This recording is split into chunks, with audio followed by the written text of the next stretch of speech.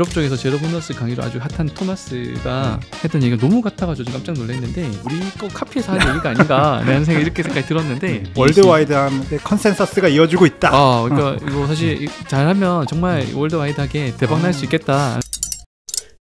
예전에 치과의사들이 다음 먹거리로 예상되는 것들이 크라운이나 덴처 같은 보철이었었고, 근데 2000년대 이후에는 이게 임플란트가 이제 주축으로 넘어왔고, 최근에 치과의사들이 관심 있어 할 만한 그런 토픽이 뭐냐 하면 아무래도 이제 식립보다는 이제 보철 쪽에 조금 더 무게가 실리고 있습니다. 오로넥스도 그 중에 하나일 것 같고, 시멘리스 보철도 그 중에 하나일 것 같습니다. 근데 원장님이 이런 거를 개발해서 써야겠다라고 했을 때 어떤 계기가 있으셨을 것 같은데, 혹시 뭐 참고하셨던 다른 시스템이나 이런 게 있으실까요? 사실 뭐 언제 말씀하신 것처럼 이게 시대적인 흐름에 따라서 우리가 관심 분야가 좀 달라지고, 저 역시도 예전에는 좀 외과적인 어떤 시술적인 부분에 좀 관심을 더 가졌고 또 그쪽으로 강의를 많이 했었고, 시대적 흐름에 따라 저도 그게 맞춰서 또 강의 준비를 하고 이렇게 했는데, 일단은 임플란트 본레벨에서부터 뭔가를 하는 거는 제가 뭔가 제한이 되는 점이 많기 때문에 이 본레벨을 어떻게 하면 위로 끌어올릴 수 있을까, 특히 티슈 레벨 같은 그런 부분들이 장점인데, 또 티슈 레벨 같은 경우는 사실 보철적인 자유도 좀 떨어지기 때문에 본 레벨을 또 티슈 레벨처럼 어떤 장점을 가져갈 수 있는 방식이 좋지 않을까. 이제 스트라만이라고 표현되는 그런 티슈 레벨 임플란트의 장점을 가져가면서 본 레벨 임플란트를 또 좀 자유도 있게 쓸 수 있지 않을까, 이런 필요성에 의해서 시작을 했던 것 같고요. 그래서 그런 식으로 해서 시멘트 리스 보철을 어떤 식으로 이제 만들면 좋을까, 이런 부분에 있어서 이제 시작을 했던 것 같습니다. 사실 자유도도 자유도지만 처음에 스트라만 티슈 레벨 쓸 때 제가 느꼈던 거는 난이도가 굉장히 높다. 그러니까 위에 잇몸의 두께가 어떻게 될지에 대한 예측을 할 수 있어야 되기 때문에 그런 예측성이 떨어지는 이제 초창기에 임플란트를 배우기 시작하는 치과 의사들한테는 티슈 레벨은 사실 조금 어려운 임플란트고 또 사용이 구칩으로 제한적인 그런 선택을 하게 될 것 같아요. 근데 하이니스는 제가 느끼기에는 본 레벨의 임플란트를 티슈 레벨로 어느 정도는 바꿔주는 효과가 있어서 티슈의 높이를 우리가 결정할 수 있게 됨으로써 난이도도 조금 낮추고 또 환자들한테 시멘리스로서 이제 장기적인 예후도 좋아지게 하는 그런 아주 좋은 방식이 되는 것 같습니다. 이번에 하이니스에서 티슈 레벨 임플란트가 나오긴 하거든요. 그래서 픽셔랑 이제 베이스랑 일체형으로 나오긴 하는데, 기존에 쓰시던 방식 쓰시는 분들은 쓰셔도 되고, 경험에 대해서 좀 쌓인 분들은 본바디 형태로 쓰시면 사실 여러 가지 또 장점을 추가적으로 넣어가지고 있기 때문에 저는 분명히 본 레벨과 티슈 레벨의 장점은 각각 다 있고요. 그런 것들 잘 활용하면 전 좋다고 생각합니다. 결국에는 본 레벨, 티슈 레벨 인디케이션만 잘 잡고 잘 활용만 하면 분명히 각각의 장점이 있을 것 같습니다. 네네. 아무래도 SCRP나 이제 시멘트 타입은 이제 잔여 시멘을 완벽하게 제거할 수가 없기 때문에 생기는 단점이 있는 것 같아요. 이게 잔여 시멘을 제거하기 힘들구나라고 느꼈던 게, 저희 어머님 임플란트를 저희 아버님이 하셨거든요. 근데 이제 아버님이 얼마나 잘해주셨겠어요. 네, 그리고 맞습니다. 사실 시멘 제거는 약간 기본 중에 기본이라고 생각했는데 어머님이 계속 아프시다는 거예요. 그래서 하신 지 그래도 15년, 20년 되셨어요. 그래서 제가 긁어드려야지 하고 긁어놨는데 정말 뽀얗게 하얀 시멘트가 그렇게 나오는 거예요. 아버지의 뭔가 복수인가 계략인가 그런 생각이 들 수도 있지만, 어쨌든 정말 시멘트는 그만큼 놓치기 쉬운 부분이 아닐까라는 생각이 들었어요. 근데 제가 느끼기에 시멘레스 타입은 결국 이제 인터널 픽스처를 티슈 레벨로 전환시켜주는 역할을 하는데, 다만 여기서 궁금한 건 결국 픽스처랑 이 위에 올라가는 시멘리스 지대주 사이에 마이크로 갭에 대한 조금 의문이 남기 마련이거든요. 아무래도 원바디가 아니다 보니까. 네, 맞습니다. 그 마이크로 갭에 대한 의문에 대해서는 어떻게 생각하세요? 지금 기존의 임플란트 보철도 임플란트랑 어버트만 사이에 마이크로 갭은 당연히 존재하겠죠. 당연하죠. 실제로 우리가 이제 여러 가지 저희 실험과 혹은 그 전에 논문을 보면 마이크로 갭 발생한 이유는 저장력에 의해서 마이크로 무브먼트가 일어나고, 마이크로 무브먼트에 의해서 마이크로 갭이 발생되는 거고요. 사실 여기에 더 부과될 수 있는 게, 마이크로 무브먼트가 계속 발생하게 되면 거기에 굉장히 많은 마모가 발생됩니다. 갭이 점점 커지게 되는 거거든요. 그러면 결국은 이 힘이 많이 가해질수록 또 잘 맞지 않은 보철일수록 갭이 더 크게 일어나는 나왔는데 사실 저는 기존 보철들이 훨씬 더 마이크로 갭이 크다고 생각하고요. 하이닉스 시스템에서는 임플란트랑 베이스 어버터먼트 사이에 이 마이크로 갭이 사실 기존 시스템보다 더 적고요. 몰스콘 타입이기 때문에 이게 이제 뭐 헥사 타입으로 결합되는 게 아니라 이 서피스 타입이 결합되기 때문에 훨씬 마이크로 갭이 적기도 하고 응력 분산이 잘 되기 때문에 힘이 가해졌을 때 그 마이크로 갭이 기존 시스템보다 적다고 저는 생각하거든요. 그리고 더블 커넥션이기 때문에 여기서부터 한 번 더 위로 올렸기 때문에 베이스 위에 크라운이 올려가는 구조를 올렸기 때문에 이게 응력 분산이 더 잘 되기 때문에 마이크로 갭에 인한 문제는 더 적다 이렇게 생각을 하고 있거든요.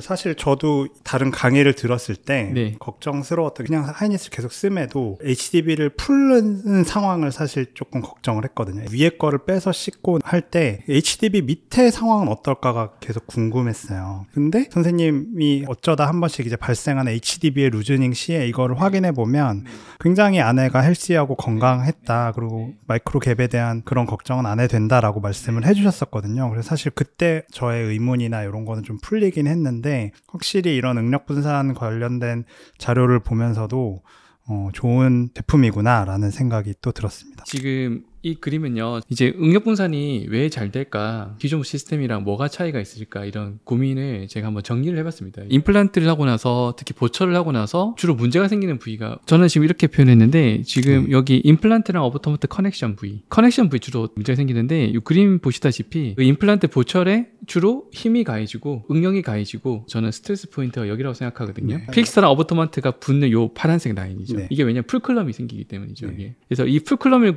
기준으로 우리가 저장력이 발생될 때 보철물이 밴딩이 되니까 스트레스와 스트레인이 발생되고, 우리가 임상적으로 가장 많이 겪는 어떤 보철적인 트러블이 스크류가 루즈닝 되거나 혹은 스크류가 프랙처 되거나 임플란트가 뭐 찢어진다 표현하죠. 찢어지거나 본로스 발생되는 부위, 다 저는 이 크레스탈 임플란트 어버트먼트 지금 여기 조인트라고 생각하거든요. 여기에 힘이 집중되면 결국은 아까 우리가 말했던 여러 가지 문제가 발생되는데, 이 힘을 최대한 분산시킬 수 있으면 여기에 집중되지 않게, 또 아까 말씀드린 여기에 마이크로 갭이 발생돼 가지고 여러 가지 트러블이 있다고 했는데, 마이크로 갭을 덜 일어나게끔 응력을 분산시킬 수 있다면, 그래서 저희가 실험상에서 저희 시스템이 기존 시스템과 비교해서 응력 분산이 되게 잘 된다. 기존의 시스템은 풀클럼이 싱글 풀클럼이죠. 하나의 풀클럼을 기준으로 크라운이 밴딩된다 그러면, 저희 하이닉스 시스템에서는 풀클럼이 2차, 3차까지 이렇게 풀클럼을 분산시켰다고 저는 표현을 하거든요. 그로 인해서 힘이 한 곳에 집중되지 않고 위쪽으로 계속해서 분산되기 때문에, 사실은 여기 풀클럼에서부터 위쪽에 이 부위를 저희가 발러지 위드스라고 생물학적 폭형이라고 부르는데, 이 부분이 사실 건강도가 아주 중요한데, 이 부분에 덜 위해적인 힘을 발생시키고 그걸 최대한 위로 끌어올린다는 게 주된 포인트거든요. 그러니까 결국에는 기존 시스템에서는 말씀하신 1차 풀크럼이 대부분 이제 픽스처의 탑 여기에 오게 되고, 제 생각에는 아마 오게 된다면 이쪽에 커스텀 어비트먼트의 마진 부위에서도 2차 풀크럼이 올 수 있는데, 그렇게 되면 이제 시멘트의 워시아웃이 발생할 수 있죠. 하이닉스 시스템으로 대표된 시멘리스 보철은 이런 모든 응력을 세 단계로 분산되기 때문에 루즈닝이나 프랙처나 본로스 같은 문제들을 없앨 수 있다라고 정리를 할 수 있을 것 같습니다. 스크류가 풀리거나 스크류가 부러지거나, 사실 이런 문제 생겼을 때 해결하기가 너무 힘들지 않으신가요? 특히 임플란트가 찢어지는 경우에는 저기 스크류 타입을 지금 하고 나서부터는 방금 보여드린 문제를 사실은 거의 경험하지 못했고, 만약에 발생된다고 하더라도 이 포인트를 위로 올렸기 때문에, 지금 스크류가 존재하는 부위가 이제 위쪽으로 올라갔지 않습니까? 그죠? 링크 스크류가 올라갔기 때문에 스크류가 풀리거나 스크류가 부러지더라도 해결이 아주 쉽죠. 눈에 보이는 부위니까 저희가 좀 더 접근을 쉽게 하고 바로 해결해서 환자가 그걸 문제를 해결하고 집에 갈 수 있다는 어떤 그런 장점이 저는 있다고 생각합니다. 결국에는 구조체가 많아지고 복잡해지면 문제가 뭐 생길 것 같다는 그냥 막연한 생각이 드는데, 아무래도 스크류가 2개 들어가는 구조다 보니까 스크류 루즈닝이나 밑에 있는 하이닉스 HDB의 HDB 어비트먼트 프랙처 같은 물리적인 응력에 대한 의구심도 들게 되는데, 혹시 이런 거에 대해서는 어떻게 설명을 해주실 수 있어요? 그래서 실제로 저희가 논문에서 테스트한 걸 보면, 실제 아까 보여드린 임플란트랑 어버터먼트 커넥션 부위에 특히 뭐 측방압에서 힘이 얼마나 가해지냐 봤을 때 70%밖에 가해지지 않더라고요. 또 심지어 더 의미가 있는 것은 그 임플란트 어버터먼트 사이에 가해지는 응력도 70%밖에 안 되지만, 뼈에 가해지는 힘, 마지날 본에 과도한 힘이 가해졌을 때 마지날 본에서 여러 가지 문제를 일으켜서 본 로스가 일어날 수가 있는데, 그 가해지는 힘은 30-40%밖에 되지 않더라고요. 기존 시스템에 비해서. 그럼 훨씬 더 의미 있게 이게 정말 패시브하게 피팅만 잘 됐다고 그러면 걱정했었던 그 응력에 대한 문제가 훨씬 더 기존 시스템보다 적지 않을까. 또 실제로 저희가 트러블을 덜 겪고 있으니 그런 게 장점을 생각하고, 다른 논문들에서도 이런 구조를 세그멘탈 시스템이라고 하는데 이렇게 분절형 구조가 훨씬 더 응력 분산이 더 용이하다고 이렇게 나오고 있습니다. 기존 시스템에 있어서 문제가 발생하면 그 문제가 이제 픽스처 근처에서 조금 더 해결하기 힘든, 약간 어찌 말하면 재앙적인 그런 시츄에이션이 되는 반면에 시멘리스 보철에서는 아무래도 이제 상부에서 일어나기 때문에 해결이 쉽다. 맞습니다. 뭐 그렇다고 절대 아래쪽에서 일어나지 않는다 이렇게 단정하는 건 아니지만 훨씬 더 기존 시스템보다 적을 것 같고요. 발생이 돼도 주로 위쪽이기 때문에 치은 현상에 대한 문제는 우리 치과 의사들이 외과적인 시술 없이도 충분히 해결할 수 있는 부분이 크다고 저는 생각합니다. 원장님 강의하실 때 꽤나 중요하게 다루는 이론 중에 하나가 제로본 컨셉이잖아요. 네, 맞습니다. 제로본 컨셉 중에서 이제 가장 중요한 부분 중에 하나가 이제 플랫폼 스위칭이잖아요. 그래서 픽스처 탑의 직경보다 약간 작은 어버트먼트 위주로 했을 때 이제 연조직 두께가 유지되면서 이제 전체적인 잇몸 건강이 유지가 된다라는 그런 이제 컨셉인데, 사실 HDB의 높이를 2mm, 3mm 위주로 2mm, 3mm 좀 많이 하셨잖아요. 근데 그게 저는 4mm 일 때는 조금 이 제로본 컨셉 플랫폼 스위칭에 있어서 조금 걱정이 되는 부분이 있기는 하거든요. 이 올라오는 폼 자체가 너무 가깝다 보니까. 그래서 이에 대해서는 어떻게 생각하시는지. 플랫폼 스위칭에 대해서 원장님 말씀하신 것처럼 저도 굉장히 중요하게 생각하고, 사실 임플란트 같은 경우는 그 자연체와는 다르게 블루 서플라이가 연조직 쪽에서 좋지는 않습니다. 그래서 연조직이 두꺼워야지 여기에 블루 서플라이가 좋고, 저는 항상 표현할 때 연조직을 숨을 쉴 수 있어야 되는데, 아까 제가 처음 보였던 케이스도 숨을 쉴 수 없었기 때문에 그렇게 연조직이 망가졌다고 생각을 하거든요. 근데 숨을 좀 쉬게 해줬더니 바로 건강해졌잖아요. 사실 제가 캐디를 직접 하면서 디자인을 직접 하는데